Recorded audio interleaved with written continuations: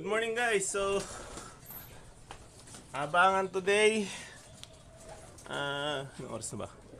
Before para mag-9 na. Okay, so abangan today. Medyo nagmamadali tayo kasi naglinis pa tayo. Ayan, inalis na natin yung metal shed dito kasi nga napapansin ko sa halip na from there dire-diretso doon, dumadaan pa doon. So sayang din yung ilang segundong nawawala. Kung minsan nadudulas pa. So inalis ko na yon. So ngayon i-ready natin, pakita ko sa inyo kung ibibigay natin na pansalubong sa kanila, okay? Okay guys, so tuwing racing season na, ito na ginagamit kong lagayan ng tubig. Kasi gusto ko lagi fresh yung tubig na iniinom nila during race season. Okay, so ang pinansasalubong natin, maglalagay lang tayo ng electrolytes. Ito yung ginagamit lang sa mga poultry, okay na yan.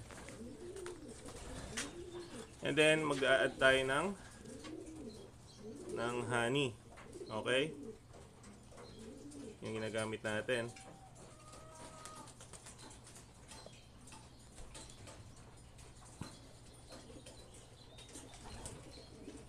Para mabilis yung recovery nila pagdating.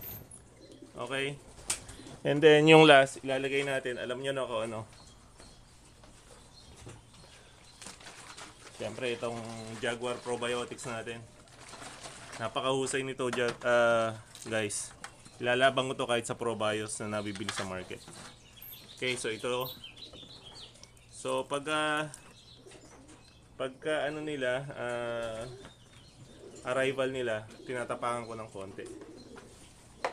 Okay. So ngayon, sarado ko na to. Inilagyan ko lang ng tubig. Okay? Okay guys, so ito na siya, tumatapon pa. So nilagyan lang natin ng tubig. Okay, and then minix natin mabuti. Lagay ko na siya sa loft.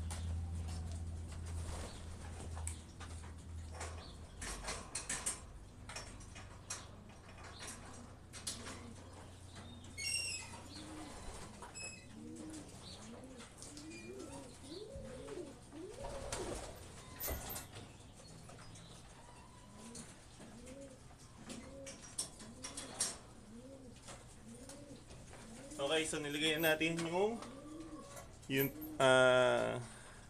ano ba ito? Yung tubig nila sa loft, and then magre-ready na rin tayo ng pagkain. Okay? Okay guys, so nagmamadali tayo. So ito naman yung binibigay natin pagkain sa kanila. Nadami tuloy. Hirap talaga yung nagmamadali. So ano lang to? Cod liver oil. And then mix lang natin.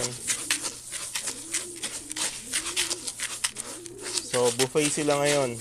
Yan ang style natin para mabilis ang recovery nila. And then the next day, kung naka 70% barley kayo, ang 30% na mix, bahala na kayo sa 30% kung ano gusto nyo doon. Resume na yun bukas. Okay? Ngayon lang to. Kasi kung gagawin nyo to everyday, bibigat yung ibon nyo. Napakaliit ng chance nyo na manalo. Okay? Kung magaling ibon nyo, magaling pa kayo sa feeding, walang tatalo sa inyo. Okay, so pero malaki ang maitutulong nating mga handler sa kanila dahil tayo yung coach nila kumbaga sa basketball. Okay, kailangan din within 30 minutes makita nyo parang wala lang nangyari. Mabilis lang kayo mag-recover pag ganun. Okay guys, so ginagamit natin yung cod liver oil as binder natin. And then magbibigay tayo ng vitamin mineral. Okay?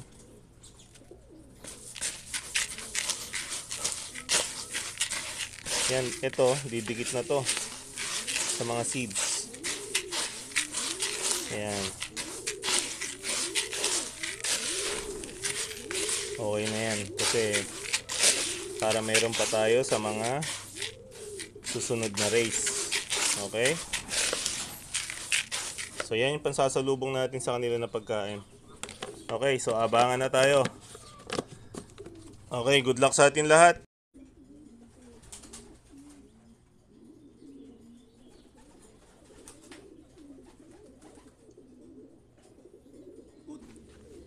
Kuya Jay, ibon mo isa. Sabi ko sa'yo yung blue bar, yung bet ko. Sabi ko sa'yo sa ibon mo yun ang bet ko eh. Tama ako.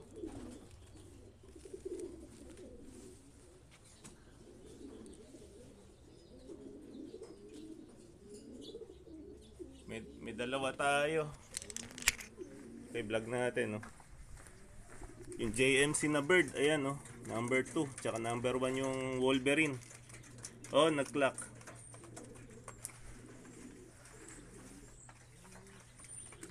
Wala, hindi ko alam eh. Lamang lang ng, ano eh.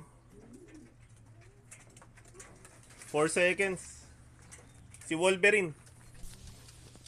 Ayan, no? Si Wolverine.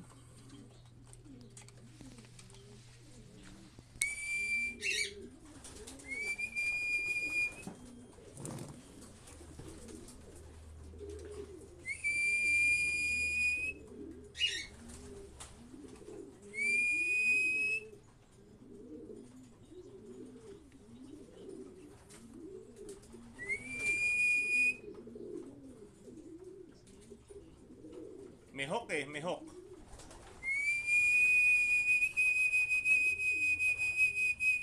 Dami. Ito na, nagdatingan na lahat.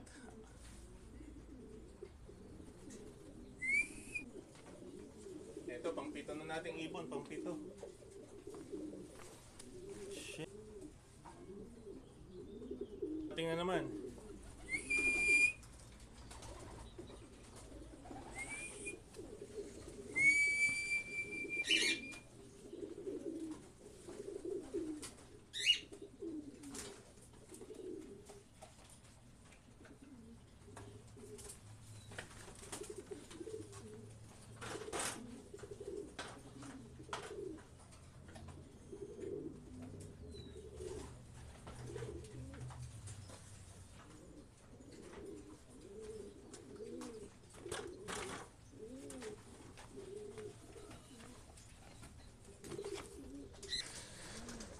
Ayan o.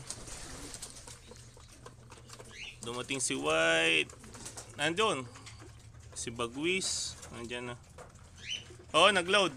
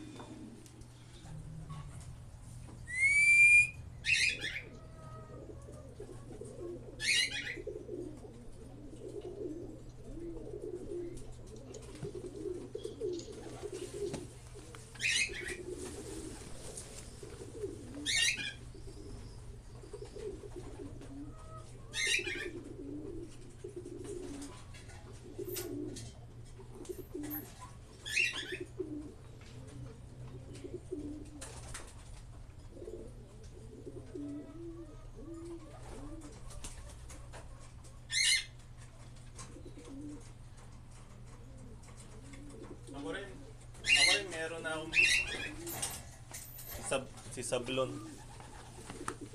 Oh, meron. Si Sablon. Naunahan lang siya nung isa.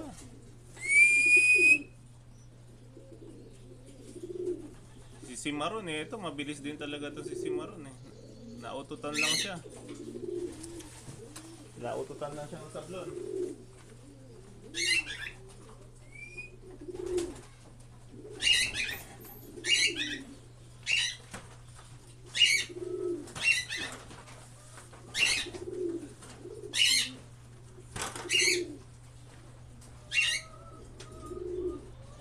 Naututan lang ng Sablon. Si 138. Jeje.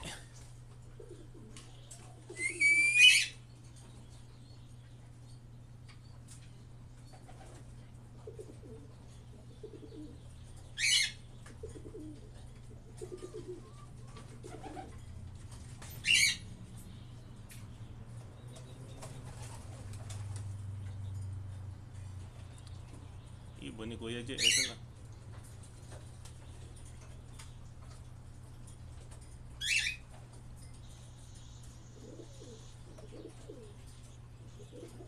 Yun. Clock na. Ibon ni Kuya J. Yun.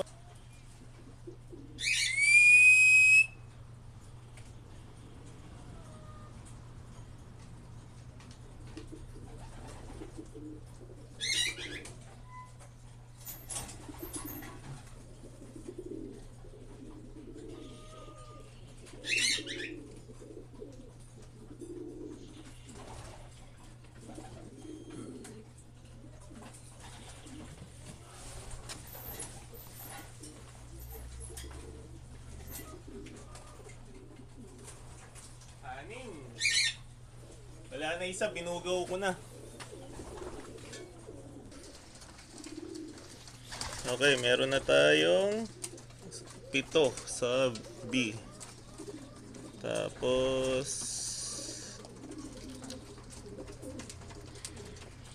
sa A may 14 na tayo. Okay guys, update natin. Kulang pa tayo ng 3 sa yan, kulang pa tayo ng 3 sa A at 4 sa B. Okay? Ayan.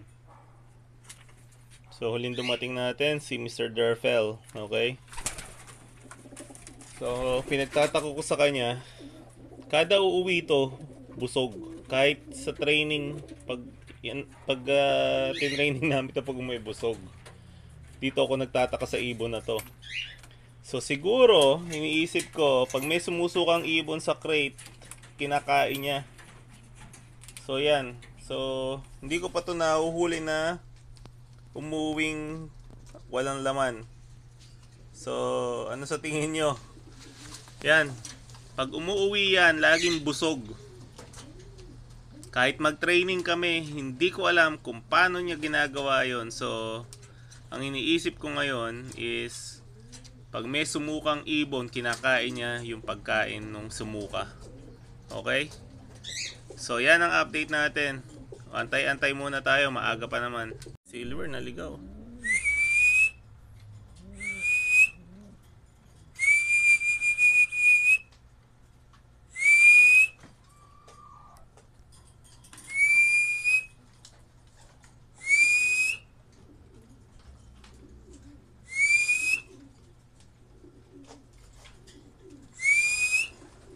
Ayaw pong bumaba.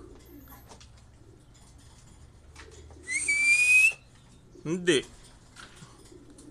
Wala. Parang wala ang nangyari.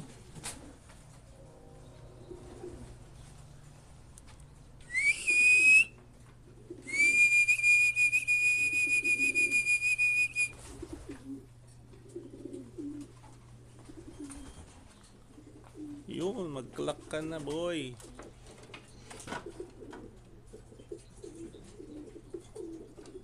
Ayan, no?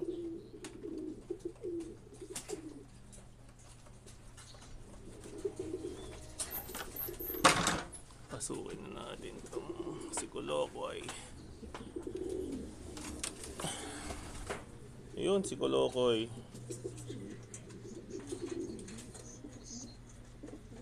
Hey guys, so update natin, nag-aabang pa rin tayo. So, ang kulang na lang natin yung pinakamakulit nating ibon na tumatambay dyan na hen. And then yung nag number 1 natin nung nakaraan, nung nag-training tayo sa Williams. And then yung breeder natin. Okay, so yung breeder natin, expect ko talaga na malilate yan kasi nga dinukot lang natin sa breeder yan. So talagang wala pa siya sa kondisyon, kaya lang gusto kong matest ba kung aabot siya ng dulo.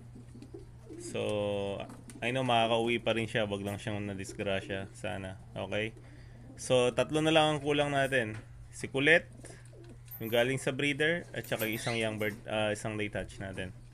Okay, so lahat ayan. So in-observe ko sila, so ayan. Yung iba medyo pagod pa, pero the rest is okay naman. So update ko kayo sa mga susunod na araw. Okay? Kung may uwi pa mamaya, itry natin i-add dito. Okay?